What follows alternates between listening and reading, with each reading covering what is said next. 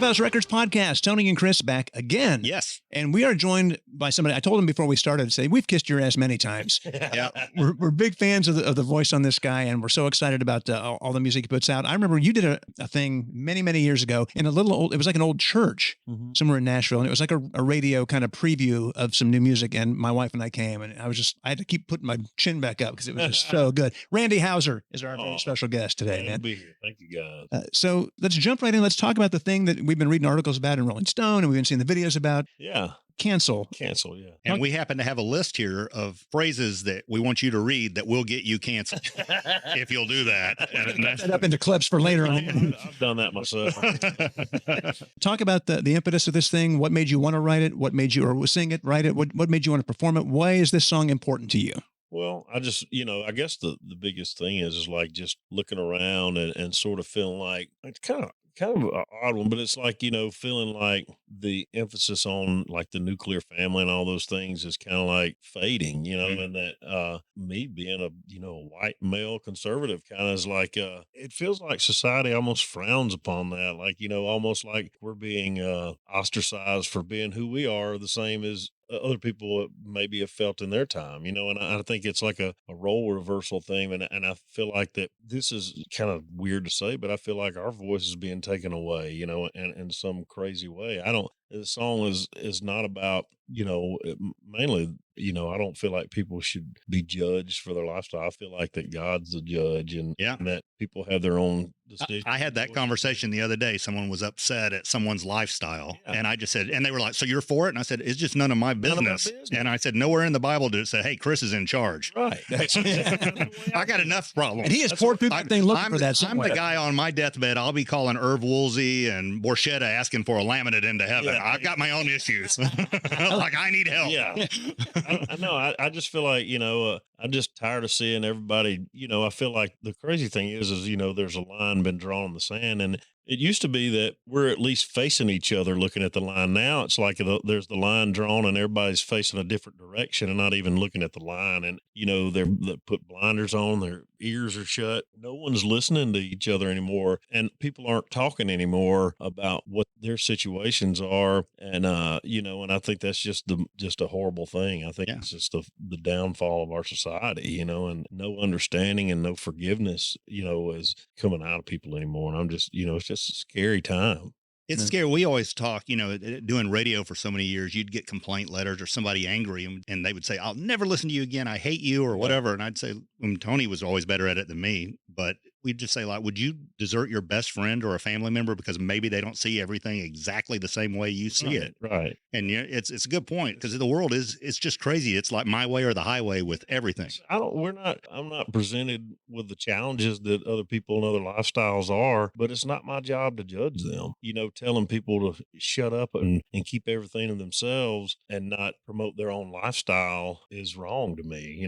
I'm not worried about what you do in your life. I got my own to work with. Yeah. So it's, the song is just, I felt like that needed to be said, Did you get any pushback from folks maybe saying, hey, do we want to put that out there? Because a little, because the song, if you know me, you know that it's not me. It's not a judgmental song from my standpoint. It's written from my point of view as the person that I am. And, I think that anybody could rewrite the same thing into their words and their story. And, I think it should be heard then. I don't care what your race is, your sexual preferences or any of those things. That's not my job to worry about. Yeah. But, I'm not going to be made to feel like I'm wrong for my lifestyle either. Yeah. It's an interesting time. As I mentioned, my wife working in the corporate world, and she just went through, you always have to do like every 6 months, they put you through HR training and stuff to make sure you're not saying things you shouldn't say and all that kind of stuff. And she was showing me some examples, and some of them you see it, you go, wow. And some of the things like over the years, we didn't realize that some of the things we were saying were offensive. Right. Because so many of those little colloquialisms, you just assume, oh, this is no big deal. A lot of things people have become so sensitive to things that, people have forgotten what comedy is. And I was going to say, there's these phrases in one of the example videos, they show the boss says a phrase, and I heard that and thought, how can that be offensive? And then this younger guy and think, sir, we don't say that anymore. And they explained why. And I was like, come on. Yeah. No, there's a I lot get of I that. get being careful. I get being inclusive. I don't want to hurt people, but I also think there's a place you can go so far that it makes it impossible for anyone to just have a Communicate. conversation. Yeah. I mean, no, I agree. Although the older I get, the less I like to talking to people. So that could That's benefit me. helpful. That's true. If it keeps you from having to talk and go out and do things, there's something to be said there. So I hope that people take the message to heart in whatever way they need to. And the beauty of art, no matter what kind of art it is it should be open to interpretation. And people should be able to listen to a song or look at a painting or read something and go, here's how I feel about that, and use it how they need to use it. I mean, artists, you put art out into the world for us to go, I need this in this moment. Yeah. Or I'm going to use it in this moment in this way. But Absolutely. on a totally different subject, how's the family? How's everybody? Did you have a good time? You guys going to It's great. We've been probably had the busiest touring year I've ever had. I mean, it's been insane. Probably over 150 shows in the past year. Wow. Which is nuts. And now and travel days on each side of that. On each bookend travel. So it's been tough. And I got young boys at home. Yeah. We just had Banks, my 1-year-old now, just had his birthday party Sunday. And then Huckleberry is 4. He started preschool this year. Wow. Early mornings for me, which is on musician hours, is a little tough. Yeah. Yeah. And my wife, Tatiana's, she's the best mom and wife I could ever imagine. I'm very, very blessed. And she's blessed because you're gone a lot. So she'd be like, get your ass home. You get over here and help me immediately. How hard is that to come home from? Not that, I know you're the humble answer here, and I know you're not that type of star, but like you're on the road, people are trying to please you. You have a team of people around you. Like, you need water. What do you need? We run and get it. When you get home, how does that change? Well, I mean, I also think, I don't run with a bunch of servants. You know what I mean? I don't have a lot of people around me. I have my band and I have a small crew, and I don't have like a lot of hangers on.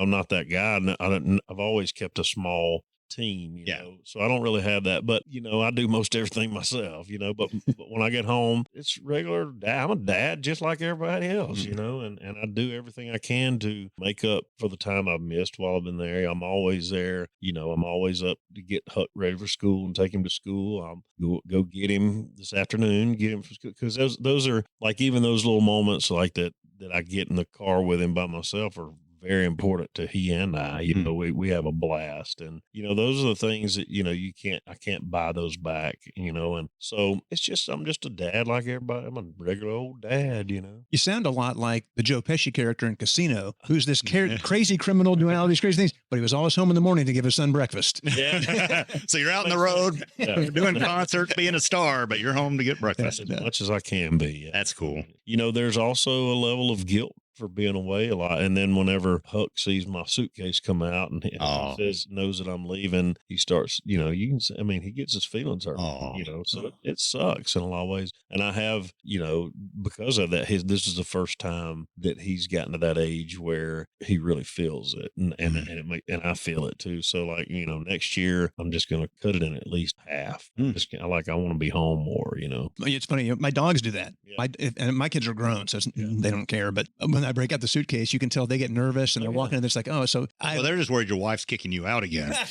That's typical. It's like, is this how long is this one going to be? See you when.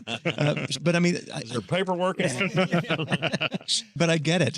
Having raised 3 kids, and I obviously didn't travel like you travel, but anytime I left, I was like, man, what's going to happen when I'm gone? Am I going to miss something big? Especially when they're little like that, because those are those moments, Has there been anything that you've missed while out on the road, or have you been lucky enough to really be around for most of those milestones? I've missed a lot. I've missed a lot of things. I will say that for Huck growing up, it was a lot of that was during COVID. I was home a lot, so I did get to see him start walking and all those things, which is really cool. But now I really feel it, and so just for instance, the other day I was in Phoenix and Huckleberry had twisted his foot or something, and he was walking real funny. They called us from school, and it looked awful whatever he was doing, and you feel helpless because I wanted to be home like instantly. I was like, boy, I wish I could afford a jet right now. It's those kind of things, you're like, he probably didn't need me, you know what I'm saying? But I needed him, I needed to be there to love on him, and it's your kids whenever you miss things like that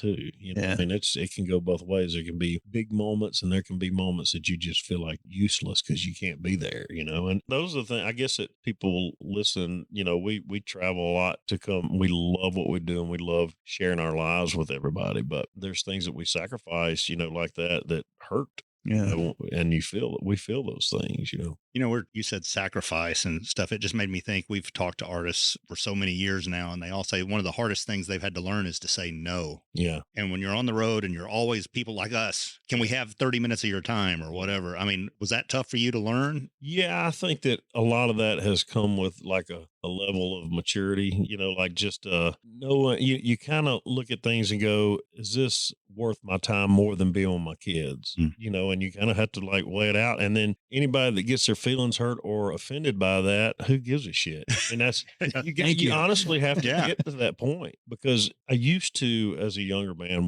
would worry so much about what people thought about if I said no, or what people might say, he's an asshole because he wouldn't do this. And at the end of the day, my family is more important than what you think. You know, I hate to say that, but that's just, you know what, I got to live my life. You know? And I know, being from the radio world that we were in for years, it was almost like a bully mentality of, you need us if you don't do this. And now it's like, radio, you're really not needed. Well, I mean, you are, but it's, to me, there's not any less weight there. It's like, it's still important, but I think it's less important to me. You know, I feel like when that's all you have is a career, and you got people constantly telling, this is not going to happen if you don't do this, that it holds so much more weight. And now they can say the same thing to me, and I'll go, well, you know, then it's not going to happen. You know, I mean, I'm still going to go out and play my music, and, you know, I've been broke before. You know, it's not, you know, I'll be fine. I think it's refreshing, and I feel like you're not alone in this. I think there's a lot of artists who they've been out there, they've had the hits, they've played the game, and I think they're just tired of the game, you know. And it's like the world is changing. How we get music out, how we consume this music is different. It's different on both sides, your side and the listener's side. So I think you hopefully have a little more of that freedom to be able to say, I'm not doing that anymore. I'm not doing that. It just boils down to what's more important at this time. You know, I try to make time for both. And right now, music and playing shows has been winning this year over my family time. And I just won't let that happen again. Because it's like, this is the first year I've really felt it, because of my kid being old enough, my wife working her ass off to pick up the slack when I'm not there. You know, I just don't like it. I don't feel good about it, you know? I think I hear what you're saying. Coming next year, the Randy Houser hologram tour. Yes. Now we're on to something. We were talking to Lee Brice. Yeah. Now there's somebody will judge. Oh my gosh. Well, you know, older kids, but like the no social media thing, like nobody's on social media, and he really wants his kids to live in that moment and not live online. Do you look ahead thinking about what you're going to do as the boys get a little older, how you're going to handle those kind of things? Who knows how the world might change by then? I haven't thought about it yet, you know, because I just assumed you do the opposite of whatever Lee does. To safe bet. No, I guess for me, I look at social media and I do minimal stuff, you know, like my team's always like, you need to be doing this, because like you're saying, it's you know, it's a different way for people to know what you got going on in your music and all those things. But, you know, I didn't grow up in that world with a phone in my face trying to impress the world like a lot of people have. So it's not second nature to me to create content and all those things. I don't do it really, you know. I mean, somebody has to literally come to me and say, we need you to do this, and then I'll do it. But like, I just don't think self-promotion via social media the way that a lot of people do that desire fame and those things. I like making music, and I like playing live, and, you know, I'm not a fame whore that bad. Well, and you got talent. Usually the fame whores usually don't seem to have the umph. Yeah. If that makes sense. I think there's exceptions to that rule. There are some, I think, who are super talented and who also are into that, but I don't think they do it for the fame whore. I think the people who are just an opinion, I have nothing to base this on. I'm judging. No, I mean, I think the ones who are super talented, who also have a big social media game, I think maybe they just enjoy that, and that's fine for them. But it's not good for everybody. It's a lot of ego feeding as well. You know, I think that, you know, the instant gratification of somebody telling you how great you are in a comment section, a lot of people, that's their icing, you know. But you got to live and die by that sword, because those same comment sections are going to be full of hate and judgment, as you know. I mean, they're going to, you know, once they've had a belly full of you, then they start to turn and throw you up. Yeah. What I love is when you start getting the complaints or the bad end of that, and they haven't read the article or seen anything. Oh, yeah, they they just just go just for it. heard. All right, somebody told me. See the headline. Yeah, and it's like, oh, that's not even close to what's going on. Well, that's like, I've seen even with this song canceled, people see the title and go, "Oh, another one of the, here we go." And I've seen that, it's just like some people will not even listen before they go to judging. It's like, what? Okay, And they should. have this. They got to pay attention. I mean, when I saw this, my first thing was, oh, okay, I wonder what this is. Yeah. So of course I listened to it, and then I read some articles. I think it was the Rolling Stone article that I read, and you had a great comment. You'll know it. I can't do it verbatim, but it was basically saying most people, no matter which side of the political fence or the moral fence or whatever, you're probably closer than you think if you just take a second to listen and talk to each other. Absolutely. I think there are going to be nuts on both sides that are way out there. Well, that's the thing that obviously our mainstream media plays to the nutsy sides of both sides of it, and that's the way they create division, and circuses and sports and all these things that is just distractions, of some sort to keep you from discussing what's going on in the world, and I just think that it's something that need to be said. Well, that's the beauty of what you do is you have an opportunity to say what you want to say and get it out there, and then you let people judge it. Take Judge it. Yeah. It's a weird thing. All hands on deck. Fire away. Well, they say, what's the Bible say about don't judge others lest you be judged yourself? But it's near the back of the Bible, so it's not that important. Well, man, Randy, we're thrilled that you took the time to come out here and talk to us. Glad to be here. And we wish you the very best with the song and have fun on the tour, and good luck on chopping it down next year so you have a little more family time. And I want to talk about your skin routine or whatever. I've hit that age. I'm old. I've known you for years. You haven't aged any. It's true. You really don't look I any don't. different. I have no skin routine. My grandfather-in-law, he says, the sola, she loves me. He was talking about the sun. The sun, she loves me. And I haven't really taken good care of myself. I love to get out in the sun, and I don't have a skin routine. I still use shampoo for soap. I think most of the Gen Xers, I think we're in that same age. Yeah. My wife laughs at me because I put shampoo on my hair and then I soap the rest of my parts with. And she goes, "Why don't you use body wash?" I said, "It's soap. It's soap right here. And it's soap down here. It doesn't matter." It's like, start at the top and let it just go down. It's Man. getting clean. Deal with it. What do you want? That's one more piece I don't have to buy. I love it. Well, I think that's a great high point to end this on. Absolutely. Cleaning routine of Randy Houser. What a tease this is going to be. Thanks again, man. Thanks for stopping by. I really appreciate it. That was easy. Thank you, guys.